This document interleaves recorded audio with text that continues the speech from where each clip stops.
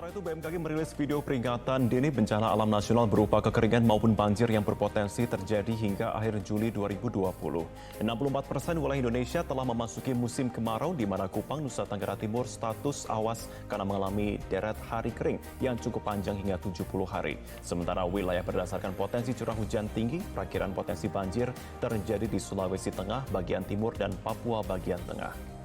Beralih ke kabar lainnya pemirsa, kekeringan melanda sejumlah kecamatan di Kabupaten Pati, Jawa Tengah. Sementara itu sejak 2 bulan terakhir, warga desa Cirukem, Kabupaten Kuningan, Jawa Barat kesulitan untuk mendapatkan air bersih. Musim kemarau membuat sejumlah sumur di Sukoharjo, Jawa Tengah mengering. Warga berharap bantuan air datang secara rutin untuk memenuhi kebutuhan air di musim kemarau. Selain kebakaran hutan, kemarau panjang juga membuat sejumlah daerah di Jawa Timur dilanda kekeringan cukup parah. Di Pacitan, warga harus berjalan ke tengah hutan demi mendapatkan sumber air. Sementara di Jombang, warga terpaksa mengkonsumsi air kotor sisa sungai yang mengering. Gunung Kidul, Yogyakarta terpaksa menjual tanah kas desa untuk mengatasi krisis air yang melanda selama kemarau panjang. Sementara di Cimahi, Jawa Barat, pengusaha jasa laundry terimbas dampak krisis air di musim kemarau.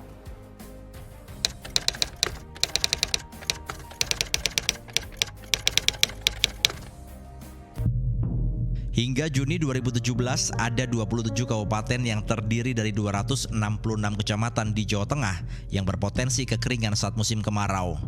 Jumlah perkiraan warga yang terdampak pun tak sedikit, mencapai 1,4 juta jiwa.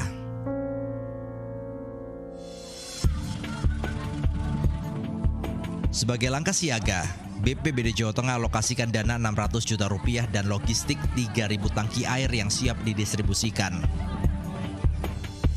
Sementara untuk penanganan jangka panjang, BPBD rencanakan program pipanisasi guna menjadi solusi masalah kekurangan air bersih di Jawa Tengah. Kemarin kita sepakati awal Juli sampai akhir Oktober untuk siaga darurat kekeringan. Sebetulnya mengatasi air bersih itu tidak hanya pembelian air bersih. Saya mencoba untuk menggali sumber mata air yang ada, supaya program pipanisasi dan pembuatan sumur. Sehingga provinsi ini bergeraknya bersama-sama PSDA untuk memanage embung, ESDM untuk membuat sumur, dan kita untuk program pipanisasi. Sinergitas yang luar biasa. Tak hanya siaga bencana kekeringan dan ketersediaan air bersih, pemerintah juga siaga kebakaran. Mengingat dari 2.300 jumlah bencana yang terjadi di sepanjang tahun 2016, kebakaran menjadi bencana dengan urutan nomor 3.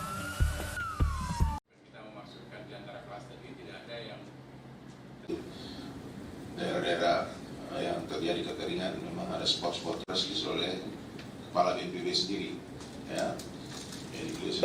Menurut Badan Meteorologi, Klimatologi, dan Geofisika, kemarau panjang telah masuk sejak awal Juni lalu.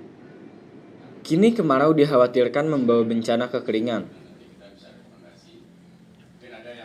Menanggapi hal tersebut, Badan Nasional Penanggulangan Bencana atau BNPB menggelar rapat koordinasi dan identifikasi sumber daya penanganan darurat bencana kekeringan pada tahun 2019. BNPB mengundang belasan organisasi dan lembaga swadaya masyarakat, termasuk aksi cepat tanggap untuk hadir di Geraha BNPB Matraman, Jakarta Timur. Kegiatan ini bertujuan untuk mendapatkan rekomendasi solusi guna menghadapi potensi kekeringan tahun ini.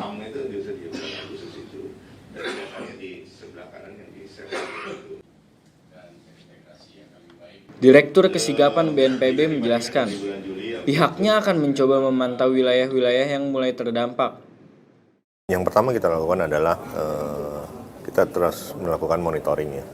Monitoring pertama fenomenanya, kemudian kedua kondisi di lapangan, artinya kita menjaring informasi-informasi baik dari BPBD maupun dari masyarakat langsung maupun dari crawling dari seluruh media yang menginformasikan bahwa apakah masih terjadi kekeringan air, apakah terjadi kekeringan agronomis yang berimbas kepada pertanian sehingga berpotensi terjadi gagal panen gitu.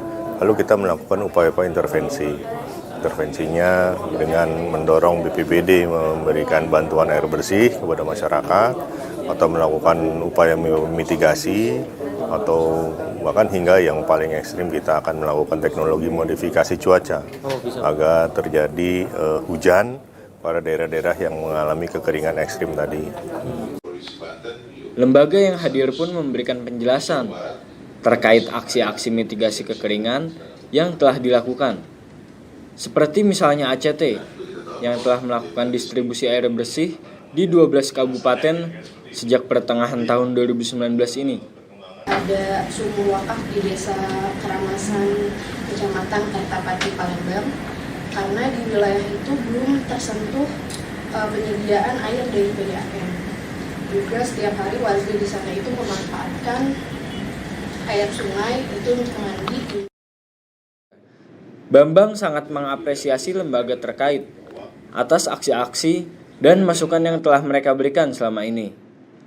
Baginya, pemerintah sangat terbantu dengan kehadiran aksi-aksi tersebut. Apalagi mengingat Indonesia yang memiliki wilayah sangat luas, sehingga butuh kontribusi dari berbagai pihak agar dapat mencakup masyarakat yang begitu banyak.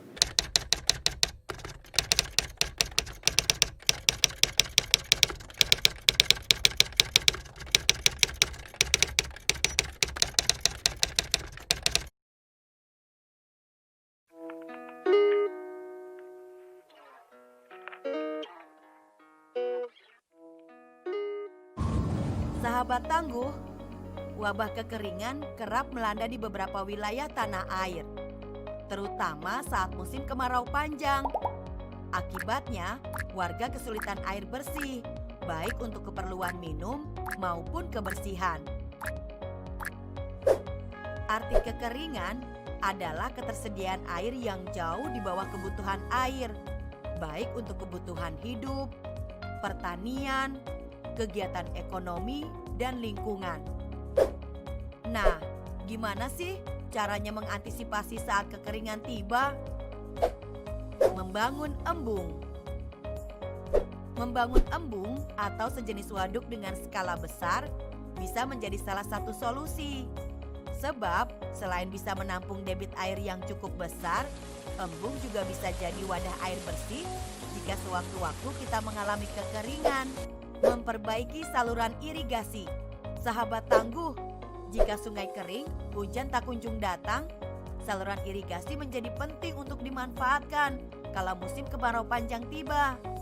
Setidaknya saluran irigasi yang bagus bisa menampung kebutuhan untuk bersih-bersih kita, sahabat. Ruang terbuka hijau. Membuat ruang terbuka hijau dengan banyaknya pohon dapat mengantisipasi kekeringan. Sebab pepohonan dapat menyerap air. Antisipasi pendangkalan waduk atau sungai. Memperdalam waduk atau sungai yang relatif sudah dangkal menjadi salah satu alternatif. Sehingga dengan makin dalamnya sungai dan waduk, air akan tertampung baik dari curah hujan maupun dari sumber mata air. Hemat air. Perilaku hemat juga penting, sahabat. Kita seringkali menghambur-hamburkan air. Padahal saat musim kekeringan, air sangat penting bagi kita. Makanya kita perlu menghemat air agar persediaan air di lingkungan kita cukup ya. Sampai jumpa lagi sahabat tangguh.